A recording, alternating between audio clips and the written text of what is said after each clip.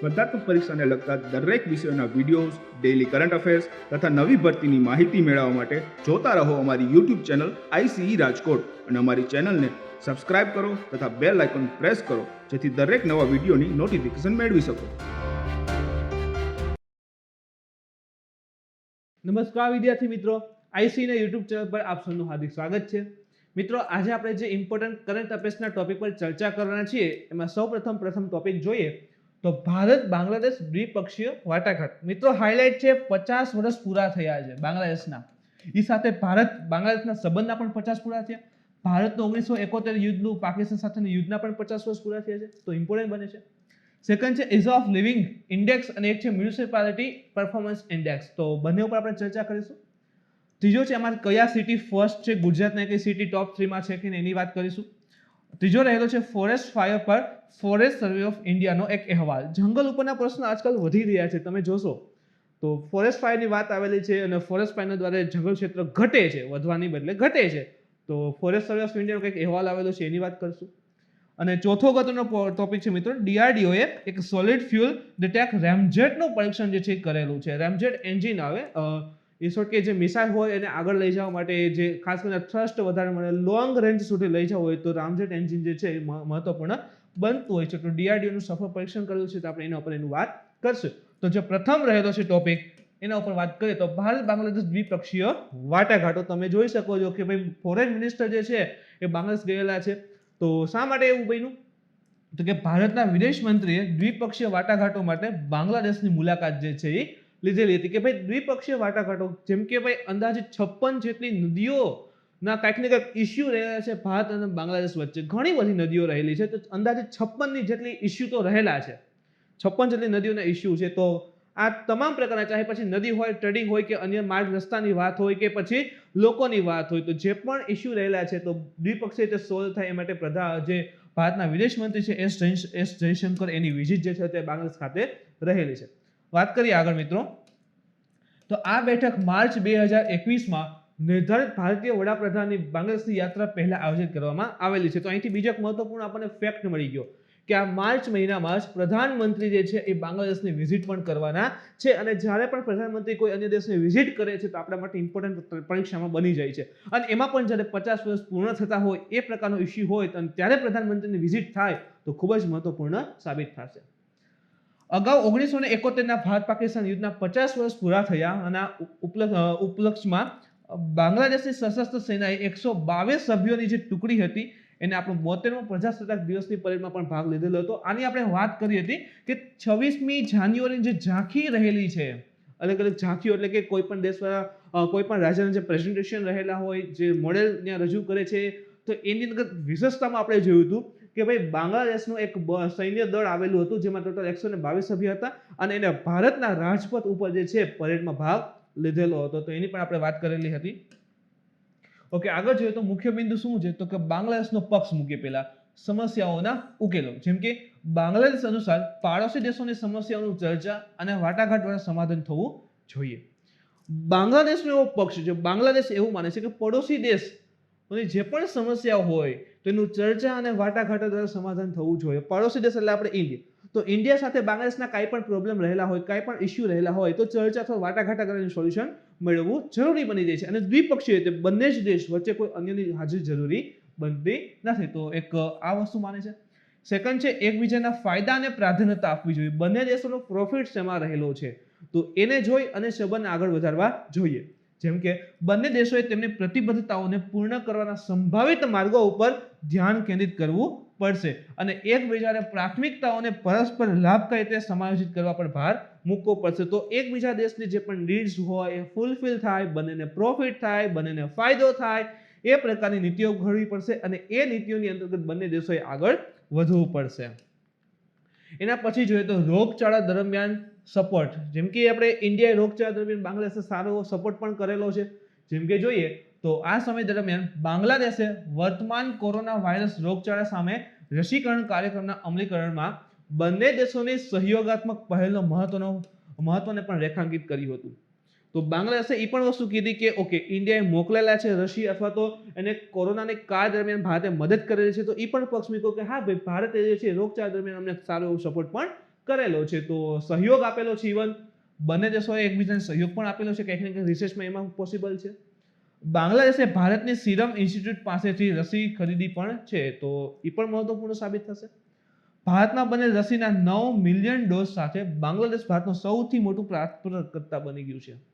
બાંગ્લાદેશ એટલે કે ભારતમાંથી સૌથી વધારે રસી પ્રાપ્ત કરનારો દેશ બન્યો હોય તો એ કયો છે? તો યાદ રાખજો, બાંગ્લાદેશ છે.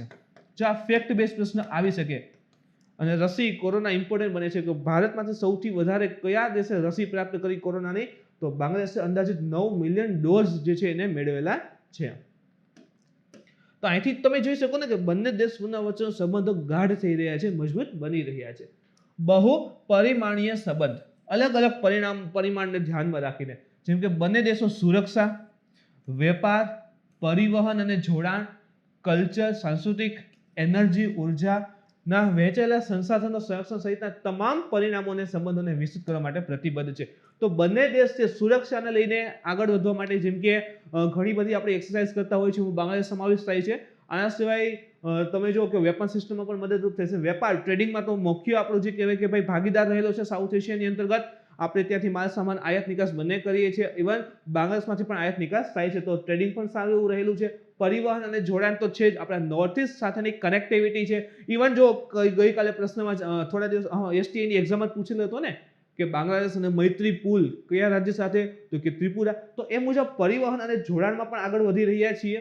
પછી કલ્ચરની વાત કરીએ તો કલ્ચરલી પણ આગળ છે. બાંગ્લા કલ્ચર અને ઇન્ડિયન કલ્ચર આપણે જોવો તો કંઈક ને કંઈક મળતા આવે છે. ઇવન તેની જનજાતિઓના રક્ષણ માટે પણ એના લોકો ઘણા બધા જે છે માઇગ્રેન્ટ કરે છે, ઇન્ડિયામાં આવે છે, તો એના રક્ષણ માટે પણ આપણે પગલાં લેતા હોઈએ છીએ.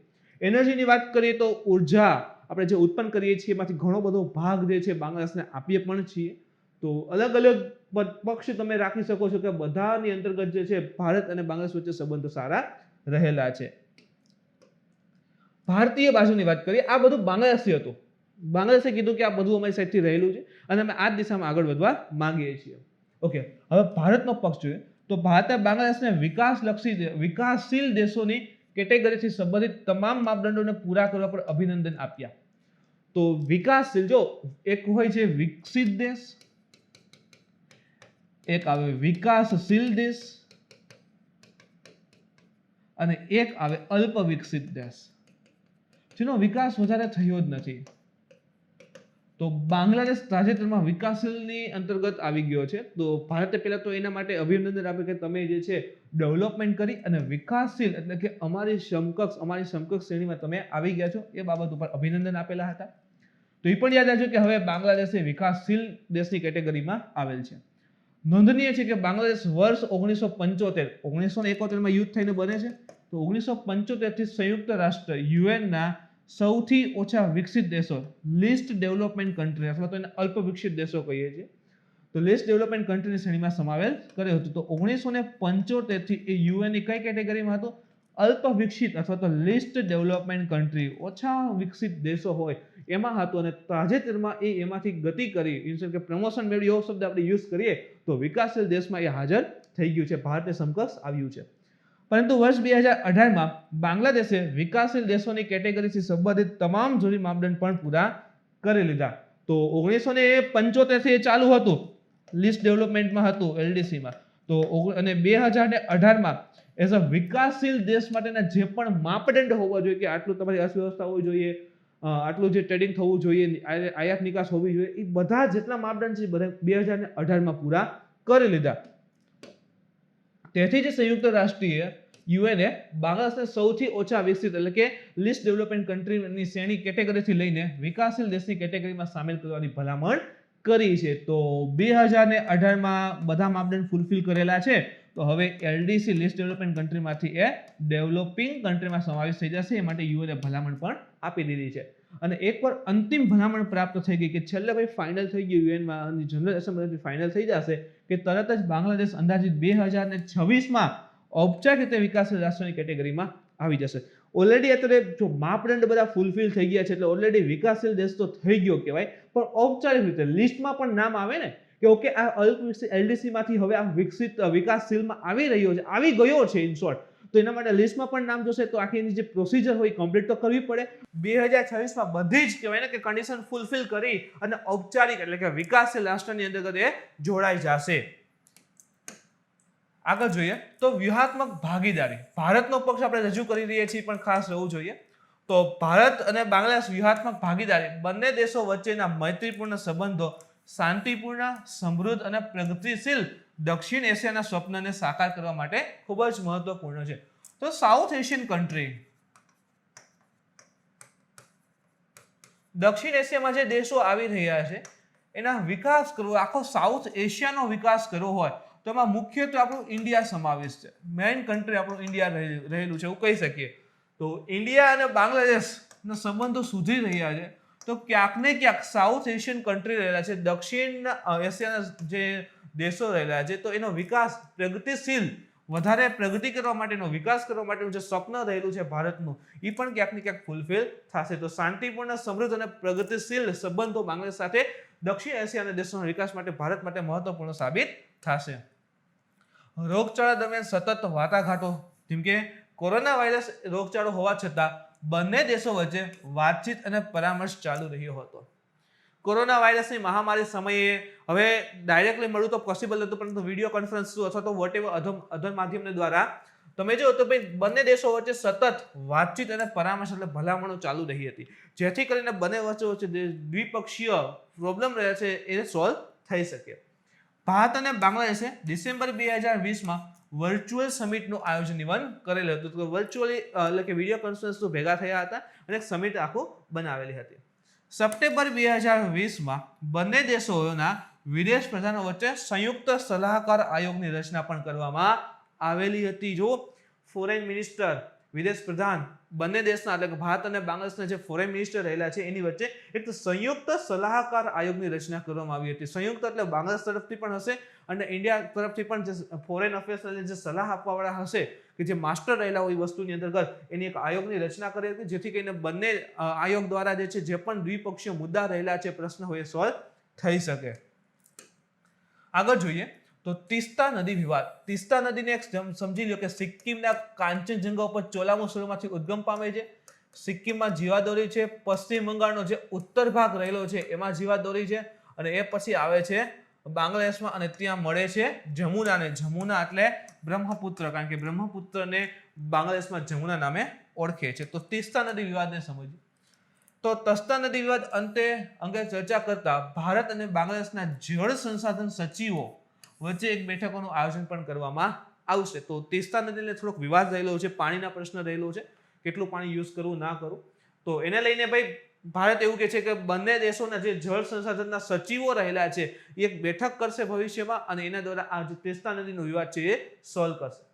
એના પછીનો પ્રશ્ન જોઈએ તો કનેક્ટિવિટીનો વિકાસની વાત કરીએ, જોડાણનો વિકાસની વાત કરીએ તો ભારતે દક્ષિણ એશિયા ક્ષેત્રના ભૂ આર્થિક લેન્ડસ્કેપને બદલવા, દક્ષિણ એશિયાનું આખું જે ક્ષેત્ર રહેલું છે એનું આખું તમે એશિયા ખંડ લો તો આખા દક્ષિણ એશિયા, જેમાં આપણું ઇન્ડિયા, નેપાળ, પછી ભૂતાન, બાંગ્લાદેશ, મ્યાનમાર લઈ શકીએ, અહીં અફઘાનિસ્તાન, પાકિસ્તાન લઈ શકીએ, શ્રીલંકા લઈ શકીએ.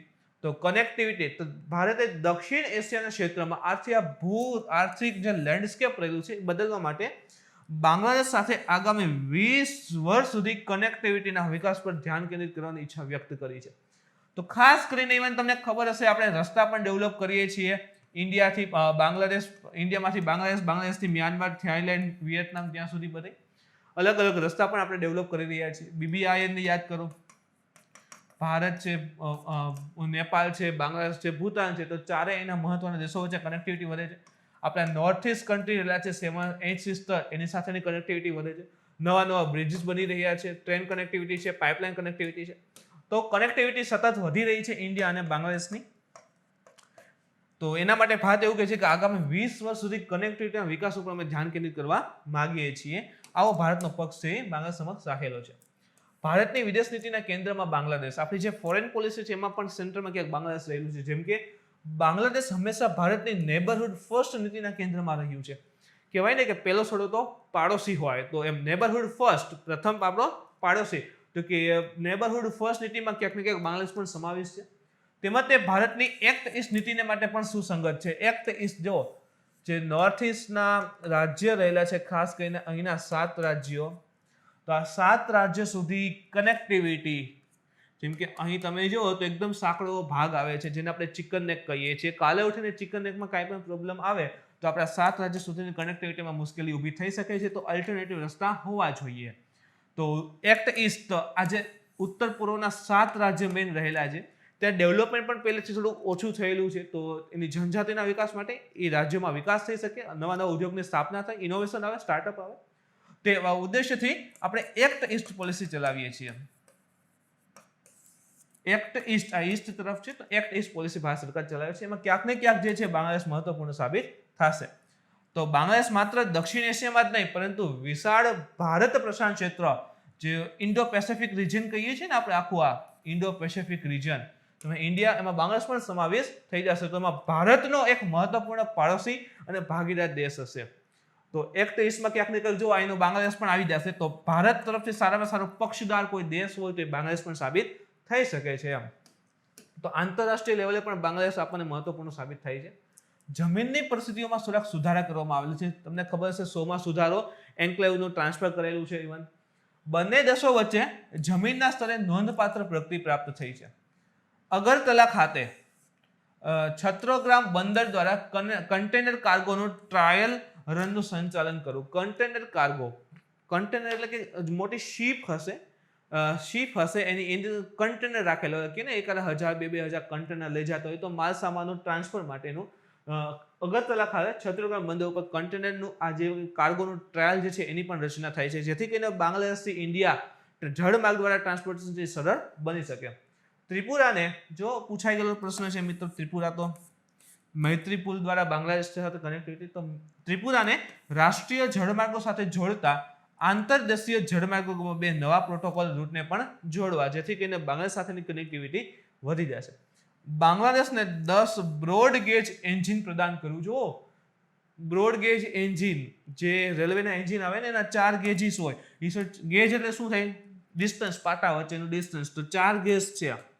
એક છે બ્રોડ ગેજ, એક છે મીટર ગેજ, એક છે લિફ્ટ ગેજ, અને ચોથું કયું છે ને મિત્રો, કોમેન્ટ કરીને જણાવો, કારણ કે ઓલરેડી પીએ માં પૂછેલું છે. તો 3 ગેજ મેં કીધા, ચોથું તમે કોમેન્ટ કરજો. તો એમાં જે બ્રોડ ગેજ એન્જિન છે, 10 એન્જિન જે છે ભારત બાંગ્લાદેશને આપશે. ઉર્જા ક્ષેત્રમાં સંયુક્ત સાહસનો વિકાસ, તો બંને ભેગા થઈ અને એનર્જી સેક્ટર, લાઈક કે આ નદીઓને આવે છે તો કહેવાય કે બ્રિજ બનાવી અથવા તો ડેમ બનાવી અને ઇલેક્ટ્રિસિટી, જળ વિદ્યુત ઉત્પન્ન કરવું, અથવા તો સોલર પ્લાન્ટ છે એના દ્વારા એનર્જી ઉત્પન્ન કરી અને વહેંચણી કરવી, તો એમાં આગળ વધી શકે છે. એના પછીનો ટોપિક જોઈએ તો ઇઝ ઓફ લિવિંગ ઇન્ડેક્સ અને મ્યુનિસિપાલિટી પરફોર્મન્સ ઇન્ડેક્સ. તો પહેલા તો મિનિસ્ટ્રી કઈ છે? Ministry of housing and urban affairs. તો એના દ્વારા ease of living index and municipal performance index જે જાહેર કરવામાં આવેલ છે. તો તાજેતરમાં ગૃહ અને શહેરી કાર્ય મંત્રાલય એટલે કે ministry of housing and urban affairs એના દ્વારા ઇઝ ઓફ લિવિંગ ઇન્ડેક્સ 2020 અને મ્યુનિસિપાલિટી પરફોર્મન્સ ઇન્ડેક્સ 2020 ની અંતિમ રેન્કિંગ જે છે એ જાહેર કરવામાં આવેલી છે. મ્યુનિસિપાલિટી પરફોર્મન્સ ઇન્ડેક્સ 2020 ઉપર પહેલા તો વાત કરીએ તો તેને ઇઝી ઓફ લિવિંગ ઇન્ડેક્સ 2020 ની સાથે સંયુક્ત રીતે જાહેર કરે છે, એટલે 2 ભેગા જાહેર કરેલા છે. તે સિવાય નાણાં, નીતિ, ટેકનોલોજી અને શાસન 4 મુખ્ય પક્ષ બતાવે છે. આવા ઘણા બધા છે, એમાંથી 4.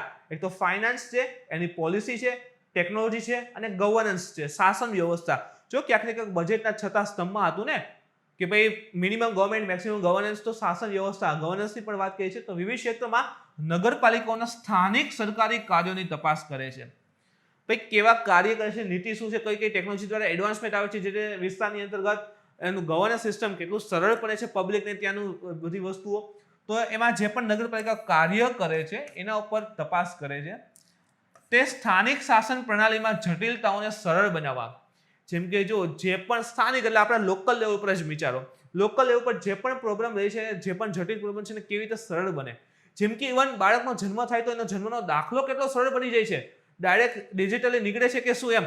તો એ બધી વસ્તુ, જટિલતા બધી સ્ટોપ કરવી, જટિલતાઓને સરળ બનાવવી, તેનું મૂલ્યાંકન કરવું, પારદર્શિતા, ટ્રાન્સપરન્સી આપવી અને જવાબદારીમાં નૈતિકતાને પ્રોત્સાહન આપવું. તો નૈતિકતાની પણ વાત છે, ખાસ કરીને સરકારી કર્મચારીઓમાં ભાઈ આ રહેલી જરૂરિયાત હોય છે નૈતિકતા. એટલે જુઓ મેથ્સની અંદર જીપીએસસી મેથ્સના બધા સબ્જેક્ટ પણ રહેલો છે, એથિક્સ. તો નૈતિકતા હોવી પણ જરૂરી છે. તો નૈતિકતાને પ્રોત્સાહન આપવા માટેનો આ પ્રયાસ પણ રહેલો છે, જેથી કરીને રેન્કિંગ, હવે આ બધી વસ્તુ નહીં હોય તો રેન્ક ડાઉન થશે, એટલે ઓટોમેટિક ખબર પડે કે આ નગરપાલિકા ક્ષેત્રમાં વ્યવસ્થિત કાર્ય થઈ રહ્યું નથી. તો એટલા માટે રેન્કિંગ આપે કે ભાઈ જેથી કરીને એ લોકો પણ એવા કાર્ય કરે અને જટિલતા રહેલી છે બધી સરળ બને. કવરેજ તો કે એમપીઆઈમાં એટલે કે મ્યુનિસિપાલિટી પરફોર્મન્સ ઇન્ડેક્સમાં 111 નગરપાલિકાઓની પ્રાદેશિક કામગીરીની તપાસ કરવામાં આવી હતી. 111 ની હતી, જેમાં દિલ્હી એટલે કે એનડીએમસી ન્યૂ દિલ્હી મ્યુનિસિપલ કોર્પોરેશન અને 3 મહાનગરપાલિકાઓનું અલગથી મૂલ્યાંકન કરવામાં આવી રહ્યું છે. તો 111 એ પછી દિલ્હી એનડીએમસી અને 3 અલગ મહાનગરપાલિકાનું અલગથી મૂલ્યાંકન કરે છે. એનો આખો આટલા ઉપર વોચ રાખી અને રિપોર્ટ આખો જાહેર કર્યો હતો. કયા માપદંડ હતા? તો મ્યુનિસિપાલિટી પરફોર્મન્સ ઇન્ડેક્સમાં 5 માપદંડ. એક તો સર્વિસ સેવા, સેકન્ડ છે ફાઇનાન્સ નાણાં, પછી પોલિસી હતી, ટેકનોલોજી હતું અને શાસન હતું. તો આ 5 યાદ રાખજો. 5 માપદંડ છે: સર્વિસ, નાણાં, નીતિ, ટેકનોલોજી અને ગવર્નન્સ શાસન. તો આ 5ના આધારે નગરપાલિકાની કામગીરી છે એનું મૂલ્યાંકન જે છે કરવામાં આવી રહ્યું છે. આ 5 ક્ષેત્રોને 20 જુદા જુદા પ્રદેશો તથા 100 સૂચકાંકોમાં વહેંચવામાં પણ આવેલ છે. તો હજી એને અલગ અલગ સ્તરે ડિવાઈડ કરેલા છે. તો 100 અલગ સૂચકાંક અને 20 પ્રદેશોમાં વહેંચવામાં આવેલ છે આ 5 મુખ્ય માપદંડને. અને એના આધારે જે છે મ્યુનિસિપાલિટી પરફોર્મન્સ ઇન્ડેક્સ એટલે કે એમપીઆઈ નક્કી કરેલ છે. તો કેટેગરી કેટલી હતી? તો જો મુખ્ય 2 કેટેગરી હોય છે. એક છે મિલિયન પ્લસ. તો જે એમપીઆઈ 2020 છે એના હેઠળ મૂલ્યાંકનની રૂપરેખામાં નગરપાલિકાઓને તેમની વસ્તીના આધારે, શેના આધારે છે? તો વસ્તીના આધારે વર્ગીકૃત કરેલ છે અને એની મુખ્ય 2 કેટેગરી છે. તો એક છે મિલિયન પ્લસ એટલે કે 1 મિલિયનથી વધુ વસ્તીવાળી નગરપાલિકા ક્ષેત્ર. તો અને બીજી આવશે 1 મિલિયન કરતાં ઓછી વસ્તીવાળા નગરપાલિકાના ક્ષેત્ર. તો મિલિયન પ્લસ એટલે 1 મિલિયનથી વધુ વસ્તીવાળા નગરપાલિકા અને 1 મિલિયનથી ઓછી નગરપાલિકાવાળા વસ્તી ધરાવતા નગરપાલિકાના ક્ષેત્ર. મિલિયન પ્લસ કેટેગરીની વાત કરીએ તો મિલિયન એટલે કે 1 મિલિયનથી વધારે વસ્તી ધરાવતા નગરપાલિકાના ક્ષેત્ર. આમાં ઇન્દોરને સર્વોચ્ચ સ્થાન પ્રાપ્ત થયું છે. તો યાદ રાખજો, ફર્સ્ટ કયું છે? તો કે ઇન્દોર રહેલું છે. ત્યારબાદ આપણું ગુજરાતનું છે સુરત અને થર્ડ છે ભોપાલ. તો 2 એમપી ના 1 ગુજરાતના, ઇન્દોર, ભોપાલ એમપી ના છે અને સુરત આપણું ગુજરાતનું છે. તો પ્રથમ ઇન્દોર, સેકન્ડ સુરત છે, યાદ પડી જશે. સેકન્ડ સુરત 2 એમ, સેકન્ડ સુરત અને ત્રીજું જે છે ભોપાલ રહેલું છે. અને 1 મિલિયન કરતા ઓછી વસ્તીવાળી કેટેગરીમાં વાત કરીએ તો એમાં એનડીએમસી ટોચ પર છે. ન્યૂ દિલ્હી મ્યુનિસિપલ કોર્પોરેશન ટોચ પર છે અને સેકન્ડ જે છે એ તિરુપતિ છે અને ત્રીજું આપણું ગાંધીનગર રહેલું છે. તો 1 મિલિયન પ્લસ કેટેગરીમાં ઇન્દોર, સુરત, ભોપાલ અને 1 મિલિયનથી ઓછી વસ્તીમાં એનડીએમસી, તિરુપતિ અને આપણું ગાંધીનગર સ્થાન ધરાવે છે. ઓકે, આગળ વાત કરીએ તો ઇઝી ઓફ લિવિંગ ઇન્ડેક્સની વાત કરશું. તો તે એક મૂલ્યાંકન સાધન છે જે જીવનની ગુણવત્તા, ઇઝી ઓફ લિવિંગ, જીવનની ગુણવત્તા, જીવન કેટલું સરળતાથી વીતી રહ્યું છે એના ઉપરની વાત છે. તો જીવનની ગુણવત્તા અને વિવિધ શહેરી વિકાસની વિવિધ પહેલોને પ્રભાવનું મૂલ્યાંકન છે. જે પણ શહેરના ડેવલપમેન્ટ માટે અલગ અલગ પહેલ રજૂ કરવામાં આવે છે એના દ્વારા લોકોનું જીવન કેટલું સરળ બની રહ્યું છે એના ઉપરનો ઇન્ડેક્સ આ રહેલો છે. તે આ સૂચકાંકમાં સામેલ શહેરોના જીવન ધોરણ, આર્થિક ક્ષમતા, સ્થિરતા અને સ્થિતિસ્થાપકતાના આધારે એક વ્યાપક સમજ પ્રદાન કરશે કે જે પણ સિટીમાં નવા ડેવલપમેન્ટ થાય છે એનાથી જીવન ધોરણ કેટલું સરળ થાય છે, આર્થિક ક્ષમતા કેવી ડેવલપ થાય છે લોકોની, સ્થિરતા અને સ્થિતિસ્થાપકતા, તો વ્યાપક અલગ અલગ સમજ આપવા માટેનો આ ઇન્ડેક્સ છે કે જે આમાં ટોપમાં હશે તો એ વિસ્તારની અંદર લોકોના જીવન ધોરણ, આર્થિક ક્ષમતા કેવી હશે? ખૂબ જ સારી જોવા મળતી હશે.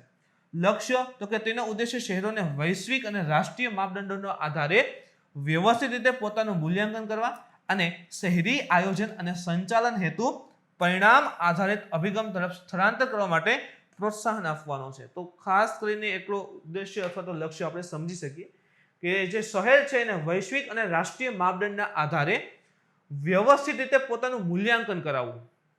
જે પણ રાષ્ટ્રીય અથવા તો આંતરરાષ્ટ્રીય માપદંડ રહેલા છે શહેરોના કે ભાઈ ઇઝી ઓફ લિવિંગ, જે તે સિટીમાં લોકો રહે છે એનું આર્થિક ધોરણ વિકસે, જીવન વ્યવસ્થા સરળ બને, સ્થિતિસ્થાપકતા વ્યવસ્થિત હોય અને સ્થિરતા આવે. એવું નહીં કે ચલો 1 મહિનો બહુ ઇન્કમ થઈ પતી ગયું, એવું નહીં. 1 મહિનો બહુ જીવન સરળ રહ્યું પછી પતી એવું નહીં. સ્થિરતા પણ રહેવી જોઈએ અને એમાં કન્ટિન્યુઅસલી વધારો થવો જોઈએ. તો જીવન ધોરણ, આર્થિક ક્ષમતા, સ્થિરતા છે એ બધું વ્યવસ્થિત આવે, વધે અને એના કારણે જે નેશનલ અથવા તો ઇન્ટરનેશનલ જે માપદંડો રહેલા છે સિટીના એ પ્રાપ્ત કરે અને એના ઉપર ખુદ સિટી પોતે મૂલ્યાંકન કરે કે કેવી રીતે એને મેળવવા, જેથી કરીને આ રેન્કિંગમાં નંબર આગળ આવે અને એના દ્વારા એનું સિટી જે છે સુધરે અને રેન્કમાં ટોપમાં આવે, જેથી કરીને ઇન્ડિયાના બેસ્ટ સિટીમાં સમાવેશ થઈ શકે. તો આવો કંઈક એનો ઉદ્દેશ્ય રહેલો છે, જેથી કરીને લોકો અને સરકાર બંનેને ફાયદો થાય. માપદંડ તો નાગરિક ખ્યાલ. તો ઇઝી ઓફ લિવિંગ ઇન્ડેક્સમાં 2020માં સિટીઝન પરસેપ્શન સર્વે એટલે કે CPS ને ફ્રેમવર્કમાં સામેલ કરીને એક મજબૂત બનાવવામાં આવી છે અને આ સર્વેક્ષણમાં ભારણ 30% રાખવામાં પણ આવેલું છે. તો સિટીઝન પરસેપ્શન સર્વે જે કરેલો છે એનો આશરે 30% આ સર્વેમાં ભાર આપેલો છે. ઓકે, સેકન્ડ છે CPS ઉપર જ જોઈએ, સિટીઝન પરસેપ્શન સર્વે. તો ને CPS ને સેવા પહોંચાડવાના સંદર્ભમાં તેમના શહેરના નાગરિકોના અનુભવ જાણવા અને તેમની મદદ કરવા માટે શરૂ કરવામાં આવી હતી. તો આ જે સર્વે છે શા માટે હતું, આ સેવા શા માટે શરૂ કરી હતી? તો કે સેવા પહોંચાડવાના સંદર્ભમાં તેમના શહેરના નાગરિકોનો અનુભવ. સરકાર એવું કહે છે કે અમે આ સર્વિસ લાગુ પાડેલી છે, જે તે સિટી નગરપાલિકાની બધું હશે અથવા તો જે તે વિસ્તારની જે સરકાર ગવર્મેન્ટ રહેલી છે એવું કહેશે કે અમે આ પોલિસી લોકોને આપીએ છીએ, આ સેવા આપીએ છીએ, આ યોજના એના માટે લાગુ પાડી છે. તો એનો લાભ એના સુધી પહોંચે છે કે નહીં એનો અનુભવ જાણવો હોય કે હા ભાઈ સરકાર આ વસ્તુ લઈ આવી છે, એની અમને સેવા મળે છે, અમને એનો અનુભવ અથવા પરિણામ પ્રાપ્ત થયું છે, અથવા તો એની મદદ કરવા માટે નથી મળતું તો હવે એને કેવી રીતે ત્યાં સુધીની પહોંચ થઈ છે તે યોજનાની એની. તો એના માટે જે છે આ સિટીઝન પરસેપ્શન સર્વે જે છે એ રજૂ કરેલો હતો. ભુવનેશ્વરનો CPS સ્કોર સૌથી વધુ હતો. ભુવનેશ્વરની અંદર CPS સ્કોર સૌથી વધુ હતો. ત્યારબાદ સિલવાસા, દાવણગેરે, કાકીનાડા, બિલાસપુર અને ભાગલપુરનો સમાવેશ થાય છે. તો આ બધા યાદ ન રાખો તો ઠીક છે, પણ હા CPS નો સૌથી હાઈએસ્ટ સ્કોર ક્યાં હતો? ભુવનેશ્વરમ, ઓડિશાનો રહેલો હતો. વર્તમાન જીવન ગુણવત્તાની સ્થિતિ ઉપર વાત કરીએ તો આ એવા પરિણામોનો પણ તપાસ કરે છે જે વર્તમાન જીવનની ગુણવત્તાની પરિસ્થિતિને દર્શાવે છે. જો સમજો વર્તમાન જીવનની ગુણવત્તા, ક્વોલિટીની પરિસ્થિતિ બતાવે છે કે ભાઈ જે પણ ક્વોલિટી જોઈએ સિટીની અંદર જીવન જીવવા માટેની ક્વોલિટી અવેલેબલ છે કે નહીં એમ. જેમ કે શિક્ષણ, આરોગ્ય, આવાસ, આશ્રય. શિક્ષણ પણ જોઈએ, આરોગ્ય સુવિધા પણ જોશે, આવાસ શહેરની અંદર જે છે આશ્રય માટે આવાસની પણ જરૂર પડશે ને, મકાનની એની વાત કરેલી છે. ઉર્જા વપરાશ અને શહેરની સ્થિતિસ્થાપકતા જેવી કુલ 13 કેટેગરીઝમાં આ ઇન્ડેક્સને કુલ પરિણામમાં 70% હિસ્સો રહેલો છે. તો આપણે 30% જોયો, 30% આપણે જોયું કે ભાઈ સિટી સર્વેલન્સમાં સિટીઝન પરસેપ્શન સર્વે છે, CPS છે, 30% ભાગીદાર એ છે CPS, અને બાકીનો 70% જે છે આ શિક્ષણ, આરોગ્ય, આવાસ, આશ્રય, મકાન, ઉર્જા વપરાશ અને શહેરની સ્થિતિસ્થાપકતા એવા ટોટલ 13 કેટેગરી અથવા માપદંડ છે જેના દ્વારા 70% અને CPS દ્વારા 30%, તો ટોટલ 16% થઈ ગયા. અને એના આધારે જે છે આ ઇન્ડેક્સ જે છે ઇઝી ઓફ લિવિંગ ઇન્ડેક્સ એ જે રજૂ કરવામાં આવે છે. તેનો મતલબ એમ છે કે સરકાર જે સેવા સર્વિસ લઈ આવે છે એ સર્વિસ લઈ આવે છે એનો પણ આધાર છે. ઓકે, એ લોકોને પહોંચે છે કે નહીં એનો પણ આધાર છે, જેથી કરીને સપોઝ સરકાર લઈ આવવા રાખે એટલું ઇનફ નથી, એ લોકોને મળવું પણ જરૂરી છે. તો અહીં બંને વસ્તુ ફૂલફિલ દેખાય છે. તો ઇઝી ઓફ લિવિંગ ઇન્ડેક્સમાં 2020માં પ્રદર્શન જોઈએ તો મિલિયન પ્લસ કેટેગરીમાં ટોચના પ્રદર્શનકાર રહ્યા છે. મિલિયન પ્લસ એટલે 1 મિલિયનથી વધારે વસ્તી ધરાવતા સિટીમાં બેંગ્લોર સૌથી પહેલું છે, બેંગલુરુ સેકન્ડ પુણે અને ત્રીજું અમદાવાદ રહેલું છે, યાદ રાખજો. અને સૌથી ખરાબ પ્રદર્શનમાં પણ વાત કરીએ તો અમૃતસર, ગુવાહાટી, બરેલી, ધનબાદ અને શ્રીનગર સૌથી લો કેટેગરીમાં રહેલા છે. ઓકે, તો 1 મિલિયન કરતાં ઓછી વસ્તી ધરાવતા કેટેગરીમાં ટોચના પ્રદર્શનકાર રાજ્ય જોઈએ તો એક શિમલા છે, સેકન્ડ ભુવનેશ્વર છે અને ત્રીજું સિલવાસા આવે છે. ભુવનેશ્વર હમણાં આપણે જોયું તો સૌથી ઊંચો સ્કોર એનો હતો, પણ આપણે જોયું 30%, CSPમાં 30%, બાકીનો 70% પણ લેવાનો હોય ને, અલગ અલગ એના 13 માપદંડ હતા, તો એ બધાને ભેગા કરીએ તો શિમલા ફર્સ્ટ થઈ જાય છે. સૌથી ખરાબ તો અલીગ, રામપુર, નામી, સતના અને મુઝફ્ફરપુર રહેલા છે. મહત્વ શું છે? તો સર્વગ્રાહી મૂલ્યાંકન પ્રદાન કરવું. આ મહત્વ શું છે આ ઇન્ડેક્સનું? તો કે આ સૂચકાંકો શહેરનું સર્વગ્રાહી મૂલ્યાંકન પૂરું પાડે છે. આખા સિટીનું બધી રીતે મૂલ્યાંકન આપે છે કે સરકાર જે યોજનાઓ લઈ આવે છે એ લોકોને લાગુ પડે છે. સરકાર દ્વારા જે પણ યોજના આવે છે લોકોના જીવનને અસર કરે છે, એનું જીવન સરળ બનાવે છે કે શું એમ. તો મૂલ્યાંકન પૂરું પાડે છે જે જીવનની સારી ગુણવત્તા વિકસાવવામાં, ક્વોલિટી વાળું જીવન, ઇન્ફ્રાસ્ટ્રક્ચર ઊભું કરવા આપણે જોયું ને ભાઈ કે શિક્ષણ છે, સુવિધાઓ છે, સ્વાસ્થ્યની વાત છે, શહેરી રહેણાંકની વાત છે, મકાનની વાત છે, તો ઇન્ફ્રાસ્ટ્રક્ચર ઊભું કરો અને શહેરીકરણના પડકારો જે રહેલા છે એને પહોંચી વળવાના પ્રયત્નોને આધાર તૈયાર કરવામાં આવે છે. તો મૂલ્યાંકન વધારે રહેલું છે. ખામીઓને દૂર કરવામાં પણ સહાયરૂપ થશે. જેમ કે આ સૂચનાઓથી મેળવેલી માહિતી સરકારને અંતરાયોને ઓળખવામાં, એટલે કે જે પણ પ્રોબ્લેમ રહેલા છે, દૂરના પ્રોબ્લેમ છે, જે સીધા સામે નથી આવતા એ પ્રોબ્લેમને ઓળખવામાં, સંભવિત તકોને ઓળખવામાં કે હવે જો આવું કરવામાં આવે કે ભાઈ સુવિધા કરવામાં આવશે, રોડ રસ્તા ડેવલપમેન્ટ કરે, સ્વાસ્થ્ય સુવિધા વધારે, શિક્ષણ સુવિધા વધારે, તો ભવિષ્યમાં એને દેખાશે કે આ વધારાથી આ તક મળેલી છે તો એને ક્લિયર કરીએ તો શહેર સિટી આગળ આવશે. નાગરિકોનું જીવન સુધારવામાં, ક્વોલિટીવાળું જીવન ધોરણ આપવામાં અને વિસ્તૃત વિકાસના પરિણામો પ્રાપ્ત કરીને સ્થાનિક શાસનની જે કાર્યક્ષમતા છે એમાં વધારો કરવામાં, એટલે કે જો એનું ડેવલપમેન્ટ આ બધી દિશામાં થશે તો ઓટોમેટિક એનું જે શાસન વ્યવસ્થા છે એ સુધરશે અને એફિશિયન્ટલી વર્ક આપશે. સતત વિકાસના લક્ષ્યોથી સંબંધિત જે સસ્ટેનેબલ ડેવલપમેન્ટ ગોલ છે ને એસડીજીના, એની સાથે પણ સંલગ્ન છે, જેમાં ખાસ કરીને એસડીજીનો એક ગોલ છે 11 નંબરનો ટકાઉ શહેરો અને સમુદાય. તો 2030 સુધી આ એસડીજીના ગોલને ફૂલફિલ કરવાની વાત છે વિશ્વના દેશો દ્વારા. તેમાં 11 નંબરનો ગોલ છે ટકાઉ સિટી, એટલે કે સસ્ટેનેબલ સિટી અને સમુદાય. તો સસ્ટેનેબલ સિટી માટે આ તમામ પરિબળો જરૂરી છે. ખાલી ને ખાલી જો એટલે કે હેલ્થ આવશે, શિક્ષણ આવશે, રહેણાંક આવશે, ઉર્જા છે, આના સિવાય જે પણ માપદંડો રહેલા છે ક્વોલિટી લાઈફને, તો એ બધામાં ફૂલફિલ થશે તો ઓટોમેટિક સસ્ટેનેબલ ડેવલપમેન્ટ ગોલ 11 પણ 2030 સુધીમાં ફૂલફિલ થઈ જશે. તો એના માટે પણ ફાયદારૂપ છે. એના પછીનો ટોપિક છે તો ફોરેસ્ટ ફાયર પર ફોરેસ્ટ સર્વે ઓફ ઇન્ડિયાનો એક અહેવાલ આપેલો છે, રિપોર્ટ આપેલો છે. તમે જોઈ શકો છો ફોરેસ્ટ ફાયર એટલે દાવાનળ, જંગલમાં આગ લાગે ને તે. તો તાજેતરમાં ભારતીય વન સર્વેક્ષણ એટલે કે forest survey of India FSI દ્વારા દેશમાં ફોરેસ્ટ ફાયર દાવાનળ પર એક અહેવાલ જે છે બહાર પાડવામાં આવેલો છે. ફોરેસ્ટ સર્વે ઓફ ઇન્ડિયાના અહેવાલ મુજબ 22 ફેબ્રુઆરી થી 1 માર્ચ 2021, વિચાર કરો 22 ફેબ થી 1 માર્ચ 2021 ની વચ્ચે ઓડિશામાં ઓછામાં ઓછી 5291 ફોરેસ્ટ ફાયરની ઘટના નોંધાઈ છે. માત્ર 22 ફેબ્રુઆરીથી 1 માર્ચની વચ્ચે 5291 ફોરેસ્ટ ફાયરની ઘટના નોંધાણી ખાલી ઓડિશામાં અંતર્ગત. તો ડે બાય ડે ફોરેસ્ટ ફાયરની ઘટના શું થાય છે, વધી રહી છે, એવું ઇવન અહીંથી જ કહી શકીએ છીએ. આ સમયગાળા દરમિયાન સમગ્ર દેશમાં આ સૌથી વધુ ઘટનાઓ હતી. તો આ દેશમાં સૌથી વધારે ઘટના જો કોઈ રાજ્યમાં બન્યો ફોરેસ્ટ ફાયરની તો યાદ રાખજો ઓડિશામાં ઘટાયેલી હતી. ઓડિશામાં ફોરેસ્ટ ફાયર કેટલાક મુખ્ય કારણોમાં જેમ કે ભાઈ મહુવાના ફૂલો અને કેન્દુના પાંદડાઓનો સંગ્રહ, વન વિસ્તારોમાં ઝૂમ ખેતી, પશુચરણ વગેરે સમાવેશ છે. તો ફોરેસ્ટ ફાયર ઓડિશામાં શા માટે વધારે નોંધાયું તો કે મહુવાના ફૂલ અને કેન્દુના પાંદડાનો સંગ્રહ, સૂકા પાંદડાઓ કલેક્ટ થાય છે. હવે જેમાં જેવો એમાં ઘર્ષણ રૂપ કોઈ વસ્તુ ઘસાશે કે જેનાથી ગરમી ઉત્પન્ન થશે કે તરત જ આ પાંદડાને બધું આગ પકડી લેશે અને સૂકા પાંદડા પર મોટો વિસ્તારમાં કવર થઈ જાય.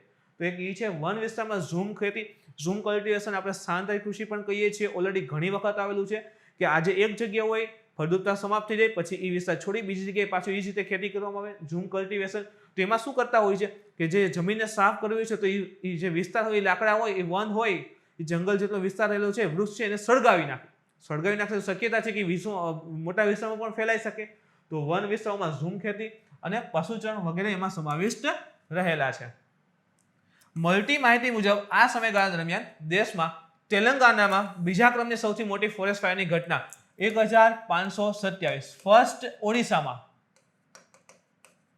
સૌથી વધારે ઘટના, સેકન્ડ છે તેલંગાના માં નોંધાઈ હતી અને ત્યારબાદ જે થર્ડ નંબર છે મધ્યપ્રદેશ રહેલી છે 1507.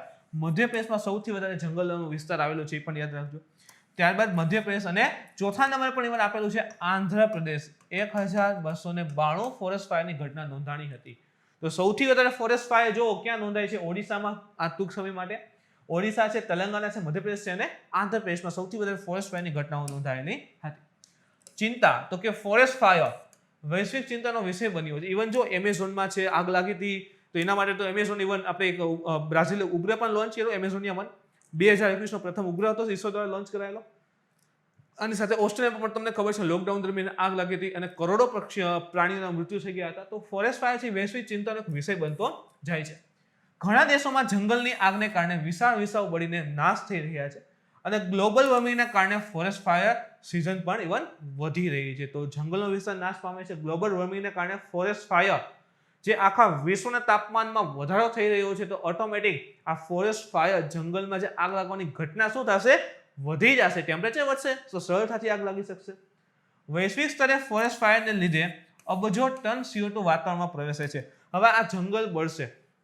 તમે જો હમણાં જોઈ કેટલી ઘટના, ઓડિશામાં 5000 પ્લસ ઘટના 22 થી પહેલી માર્ચ વચ્ચે, ખાલી 22 ફેબ્રુઆરી થી 1 માર્ચ વચ્ચે 5000 થી વધારે ઘટના. તો આટલી બધી ઘટનાઓ ઘટતી છે. વિચાર કરો, ઓડિશામાં આટલું છે તો આખા વિશ્વમાં કેટલી ઘટનાઓ ઘટે. તો આખા વિશ્વમાં જે પણ આ સળગે છે એના કારણે શું થાય, જંગલનો સળગશે એટલે કાર્બન ડાયોક્સાઇડ હવામાં ભળે છે. કાર્બન ડાયોક્સાઇડ ભળશે એટલે સીધું ગ્લોબલ વોર્મિંગ ઉપર ઇફેક્ટ આવશે. તથા ફોરેસ્ટ ફાયર અને અન્ય સ્થળો પર આગને લીધે ઉત્પન્ન થયેલા ધુમાડાના સંપર્કમાં આવતા લાખો લોકો પણ બીમાર પડે છે અને મૃત્યુ પણ પામે છે. તો એક તો ગ્લોબલ વોર્મિંગના કાર્બન ડાયોક્સાઇડ યાદ રાખવાનું. સેકન્ડ થિંગ, જે પણ ધુમાડો છે એના દ્વારા લોકોને નુકસાન થઈ શકે અને પ્રાણીઓને પણ નુકસાન થઈ શકે છે. તો એ પણ એક યાદ રાખવાનું એન્વાયરમેન્ટલી. જંગલની આગના કારણો ક્યાં ક્યાં, તો કે ઘણી વખત કુદરતી પણ હોઈ શકે અને માનવ સર્જિત કારણો પણ હોઈ શકે છે. જેમ કે કુદરતી કારણો, તો કે આકાશથી વીજળી પડવી અથવા વાંસના ઝાડનું પરસ્પર ઘસાવું. કીધું ને કે જો ઉનાળાનો સમયગાળો હોય તો શું થાય કે પરસ્પર ઝાડવા ઘસાશે તો ઓટોમેટિક આગ લાગે છે, એનાથી ગરમી ઉત્પન્ન થતી હોય છે. તો આ રીતે વાંસના ઝાડની ઘસાશે તો એનાથી પણ આગ લાગી શકે છે. ઉચ્ચ વાતાવરણીય તાપમાન અને નિમ્ન ભેજ આગ માટે અનુકૂળ સ્થિતિ છે. ઉચ્ચ વાતાવરણીય તાપમાન, વિચાર કરો ઉનાળાની બપોર હોય તો તાપમાન બહુ વધારે હોય અને એ સૂકો વિસ્તાર દરિયાથી બહુ દૂર હોય તો હવામાં ભેજ પણ કેવો હશે, સાવ ઓછો હોય અને તાપમાન વધારે છે તો તરત જ એ આગ પકડી લેતા હોય છે. તો એના કારણે પ્રાકૃતિક આગ વધારે જોવા મળે છે. માનવ સર્જિતમાં લઈએ તો કંઈક સળગતું ફેંકી દેતા હોય જંગલમાં. બળી ગયેલી સિગારેટ ફેંકે છે, સળગતી સિગારેટ હોય એમને ફેંકી દે અને સૂકા પાંદડા ઉપર પડે તો પાંદડું સળગે, આસપાસનો વિસ્તાર સળગાવશે અને ફોરેસ્ટ ફાયર. વીજળીના તણખા અથવા તો જેમ કે ઓલા લાઈન પસાર થતી હોય ને, ઇલેક્ટ્રિક લાઈન, આપણે તાર કહીએ આપણી ભાષામાં, સપોઝ કે તાર તૂટીને પડે તો આખા વિસ્તારમાં આગ લાગી શકે છે. અન્ય કોઈ સ્ત્રોત પણ જંગલની આગનું કારણ હોઈ શકે છે. આ તો મુખ્ય છે, અથવા અન્ય દ્વારા પણ થઈ શકે. પરંપરાગત રીતે ભારતીય જંગલો આગથી પ્રભાવિત થઈ રહ્યા છે, પહેલેથી થઈ રહ્યા છે અને હવે એમાં વધારો થયો છે ઘટવાને બદલે. માણસ અને પશુઓની વધતી વસ્તી અને વ્યક્તિઓ અને સમુદાયો દ્વારા ચરાઈ, એટલે કે ભાઈ જે પ્રાણીઓને ચારવા તે લીધે છે, ચરાઈ, ઝૂમખેતી અને વન ઉત્પાદનની માંગમાં વધારો થવાની સમસ્યા વધુ વકરી છે. તો ઓટોમેટિક જંગલનો વિસ્તાર સળગે છે તો શું થશે, જંગલ ઘટશે તો કાલે ઉઠીને જંગલ ઉપર આધારિત જે વ્યવસ્થા રહેલી છે એ ઓટોમેટિકમાં પ્રોબ્લેમ આવશે. જેમ કે ભાઈ પ્રાણી સંપત્તિમાં છે તો એને મુશ્કેલી આવશે. ઝૂમ ખેતી છે, હવે જંગલનો ઓલરેડી નાશ થાય છે તો ક્યાંક ને ક્યાંક એને પણ ઇફેક્ટ આવશે.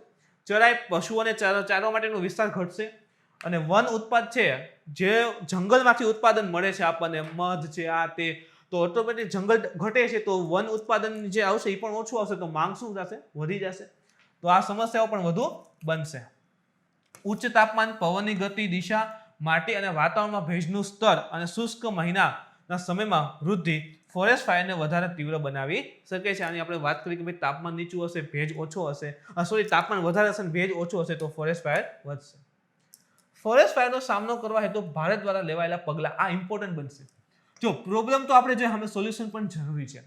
તો ફોરેસ્ટ ફાયર પર રાષ્ટ્રીય કાર્ય યોજના, national action plan on forest fire, એટલે કે NAPFF, national action plan on forest fire.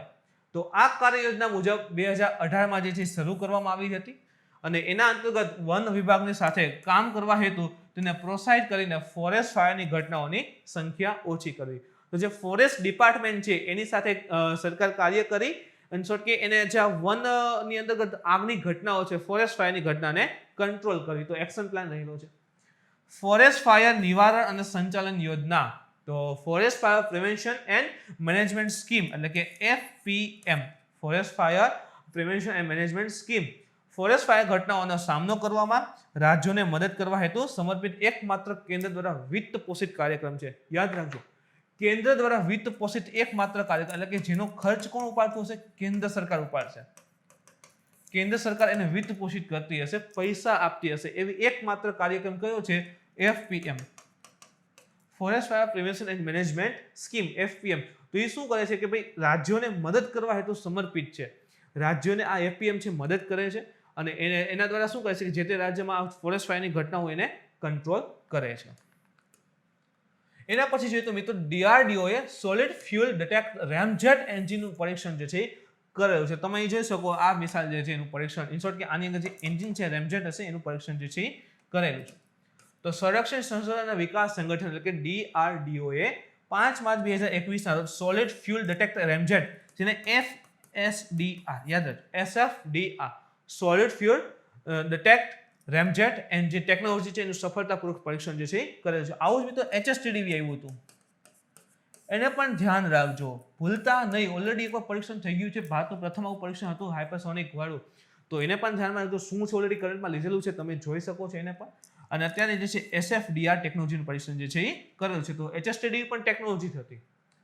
આ પરીક્ષણ ક્યાં થશે તો મોસ્ટ ઓફ ઓડિશાના ચાંદીપુર ખાતેથી જે આપણી ઇન્ટિગ્રેટેડ પરીક્ષણ રેન્જ આવેલી છે, ટેસ્ટિંગ રેન્જ, ત્યાંથી કરવામાં આવેલ છે.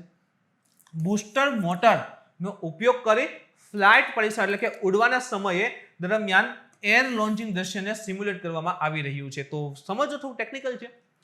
બૂસ્ટર મોટરનો યુઝ કરશે જ્યારે ફ્લાઇટ પરીક્ષણ હશે કે ઉડવા સમયે જે છે બૂસ્ટર મોટરનો યુઝ કરી અને આખું એર લોન્ચિંગ એટલે કે હવામાં લોન્ચિંગ દ્રશ્યને સિમ્યુલેટ કરશે આખું. તો એ સમય દરમિયાન આખી ગતિ પકડશે. તે પછી તો કે નોઝલ લેસ બૂસ્ટર, નોઝલ વિના જે બૂસ્ટર હશે એમાં રેમજેટને સંચાલિત કરવા માટે જરૂરી મેક સંખ્યામાં મોટરને એક્સેલેટર કરશે. મેક સંખ્યા એટલે મેક સ્પીડ એટલે કે અવાજની ગતિથી વધારે ઝડપે ચાલવું. એ માટે મોટર એક્સેલેટ થશે. એક્સેલેટ એટલે કે સ્પીડ વધારવી એમ. આપણે કેમ લીવર કહીએ આપણી ભાષામાં લીવર દેવું, તો એ મુજબ જે છે મોટર ઝડપથી ફરશે અને એના દ્વારા જે છે મેક સંખ્યા સુધી એટલે કે મેકની સ્પીડની અંતર્ગત જે છે એ ઝડપ મેળવશે. એટલે કે ખૂબ વધારે ઝડપથી અને લોંગ રેન્જ સુધી જઈ શકશે. આ ખૂબ લાંબુ અંતર જે છે એ કાપી શકશે. મુખ્ય બિંદુ પર વાત કરીએ તો આ પરીક્ષણ દરમિયાન એવું જોવા મળ્યું કે બધી સબ સિસ્ટમ જેમ કે એક તો બૂસ્ટર મોટર જે આપણે સર્ચ કરી અત્યારે બનાવેલી હતી DRDO એ કે ભાઈ એનો યુઝ કરી અને જે રેમજેટનો યુઝ કરી અને પરીક્ષણ કર્યું. તો બૂસ્ટર મોટર છે, નોઝલ લેસ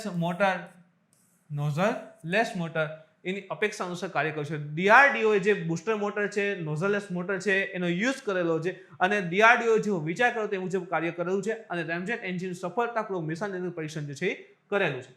આ ઉપરાંત ફ્લાઇટ પરીક્ષણમાં ઘન બળતણ સોલિડ ફ્યુઅલ, જો ફ્યુઅલના ટાઈપ હોય લિક્વિડ છે, ગેસ યુઝ કરે છે અને એક આવે સોલિડ ફ્યુઅલ. તો ઘન બળતણ જે છે આધારિત ડિટેક્ટર રેમજેટ તકનીકી સહિતની ઘણી નવી ટેકનોલોજી પર પરીક્ષણ કર્યું.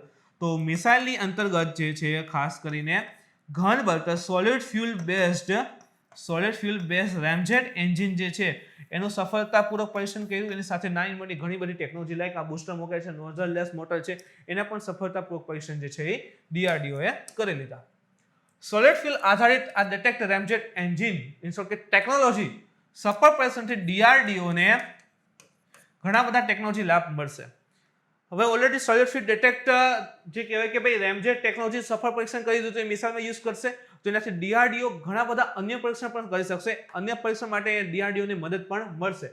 અને DRDO હવે જે છે એ લાંબા અંતરની હવાથી હવા કીધું ને કે હવામાંથી લોન્ચ કરી શકાય છે આને.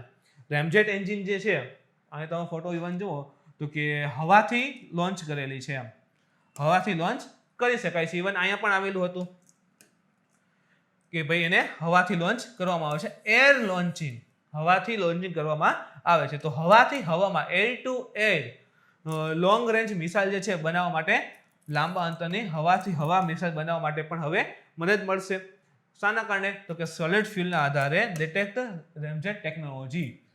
તો હવે સોલિડ ફ્યુઅલ ડિટેક્ટ રેમજેટ ઉપર વાત કરીએ તો તે સંરક્ષણ સંશોધન અને વિકાસ એટલે કે DRDO દ્વારા વિકસિત એક મિસાઇલ પ્રપોઝલ સિસ્ટમ છે. પ્રપોઝલ એટલે સળગવું. આપણે કેમ ઓલું જોતા હોય કે ભાઈ PSLV હોય, JSLV હોય, રોકેટ હોય તો ઉપર જાય નીચે કેમ આખું સળગે આખું એન્જિનમાંથી ધોળા ગોટા નીકળતા હોય તે પ્રપોઝલ સિસ્ટમ એમ. તો કે જેને એના ઉપર લઈ જાય તો આમાં મિસાઇલને જે આગળ લઈ જશે. તો મિસાઇલની પ્રપોઝલ સિસ્ટમ છે પહેલા તો આ રેમજેટ આવી એક ટેકનોલોજી રહેલી છે. DRDO એ ભવિષ્યમાં ભારતને લાંબા અંતરની એર ટુ એર, જો આ પ્રશ્ન આવી શકે કે ભાઈ આ SFDR છે કયા પ્રકારની, ઇવન જો પાકિસ્તાની શાહીન 3 પૂછેલી હતી જમીનથી જમીન, જમીનથી હવા, તો આપણે પણ પૂછી શકશે તો કે હવાથી હવા એર ટુ એર મિસાઇલ જે છે લાંબા અંતરની પ્રપોઝલ સિસ્ટમમાં આવશ્યક કી ટેકનોલોજીના લક્ષ્ય સાથે આ પ્રોજેક્ટ વિકસાવેલો હતો. તો હવામાં એટલે કે એર ટુ એર માટે એની અંદર જે છે લોંગ ડિસ્ટન્સ લાંબા અંતરની મિસાઇલ ડેવલપમેન્ટ કરવા માટે આ રેમજેટ જે છે યુઝ થશે. તો એક મિસાઇલ પ્રપોઝલ સિસ્ટમ છે જેમાં થ્રસ્ટ મોડ્યુલેટેડ ડિટેક્ટ રોકેટ તેમજ સ્મોક નોઝલલેસ મિસાઇલ બૂસ્ટર હશે. જો થ્રસ્ટ મોડ્યુલેટેડ, થ્રસ્ટ એટલે શું થશે? જેને આગળ લઈ જશે. થ્રસ્ટ ઉત્પન્ન થશે જેનાથી આગળ જાય. કેમ? રોકેટ આમ વર્ટિકલ રાખેલું, નીચે થ્રસ્ટ આવે કે એ જમીન ઉપર બળ લગાડે તરત રોકેટ ઊંચું જાય ન્યૂટનના ત્રીજા નિયમ મુજબ. તો અહીંયા પણ એવું કંઈક છે કે થ્રસ્ટ મોડ્યુલેટેડ ડિટેક્ટ જે રોકેટ છે, એક તો એ અને સેકન્ડ, અને સ્મોક નોઝલલેસ જે મિસાઇલ લગાવે છે એ પણ બૂસ્ટર એમાં સમાવિષ્ટ થયેલા છે. આ સિસ્ટમનું થ્રસ્ટ મોડ્યુલેશન ગરમ ગેસ ફ્લો નિયંત્રણ દ્વારા પ્રાપ્ત થાય છે. એમાં શું થાય કે હવા જે આવતી હોય ને એ હવાને કમ્પ્રેસ કરી અને એનાથી પણ એને આગળ લઈ જાય. તો એક પ્રકારની સિસ્ટમ સમજો રેમજેટમાં શું થશે કે જે હવા આવતી હોય એને કમ્પ્રેસ કરે અને થ્રસ્ટ આપે અને આગળ લઈ જાય છે. તો થ્રસ્ટ મોડ્યુલેશન ગરમ ગેસ ફ્લો નિયંત્રણ દ્વારા પણ પ્રાપ્ત થશે. તો મિત્રો આ હતું આજનું કરંટ અફેર્સ. આજના લેક્ચરમાં તમને કંઈ ડાઉટ હોય, ક્વેરી હોય તો તમે કોમેન્ટ કરીને જણાવી શકો છો. મિત્રો આજનો વિડીયો ગમ્યો હોય તો લાઈક કરો, શેર કરો, તમારા મિત્રો સુધી પહોંચવા માટે કોશિશ કરો. કાલે ફરી મળીશું નવા ટોપિક સાથે. Thank you.